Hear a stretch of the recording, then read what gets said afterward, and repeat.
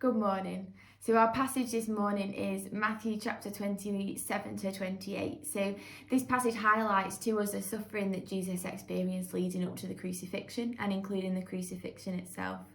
So if you join me in reading Matthew chapter 27 verse 27 to 31. Then the governor's soldiers took Jesus into the praetorium and gathered the whole company of soldiers around him. They stripped him and put a scarlet robe on him, and then they twisted together a crown of thorns and set it on his head.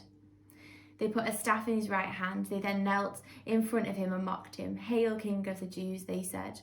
They spat on him, they took the staff and struck him on the head again and again.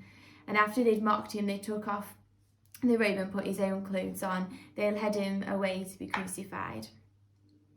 We can't imagine the pain and the suffering that Jesus experienced that day. Being mocked, being beaten, a crown of thorns being placed on his head, and then being left to die upon a cross. These are all things that our imagination cannot even come close to comprehending. How Jesus must have felt that day, yet Jesus still went through it. As if all this wasn't bad enough, while Jesus was on the cross, there was people walking by continuing to insult Jesus, with people saying, "Come down from the cross if you are the Son of God. He saved others, but he can't save himself." Jesus suffered a lot of pain for us. Jesus went to the cross for us, for each of us. He was willing to give up his life for all of us.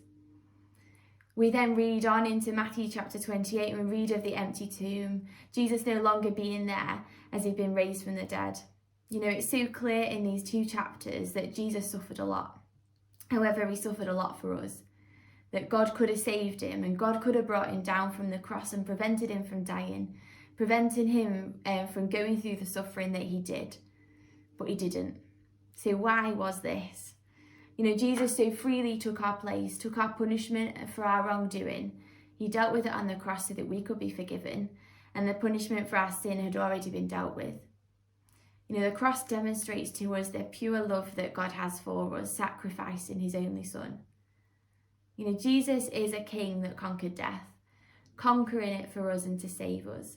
And these two chapters that we've read this morning are chapters of great hope, giving us a hope and a reassurance that we have a faith in a God who loves us so much, enough to sacrifice his Son. But it also gives us a hope at the moment as we journey through life. Life is not easy at the moment with the restrictions that are in place and the uncertainty that comes with this pandemic. But if Jesus can conquer death, then how much more can Jesus conquer COVID-19? As we come to the closing of these two chapters, we read the Great Commission. I want to encourage you to let this spur us on to spread this hope, especially in a time where there's a pandemic and everything in life seems uncertain at the moment, where people are looking to the church and its people and how they're responding to the situation. Let us make sure that we are responding with hope, sharing the hope that Jesus brings to the world, and maybe finding new ways to share with our friends and our family the gospel and the hope of Jesus in times where we're not necessarily able to meet with them in person. Let us share with them the good news, following the Great Commission, to go and make disciples of all nations, baptizing them in the name of the Father and of the Son and of the Holy Spirit, and teaching them to obey everything I have commanded you. And surely I am with you always, to the very end of the age. Amen.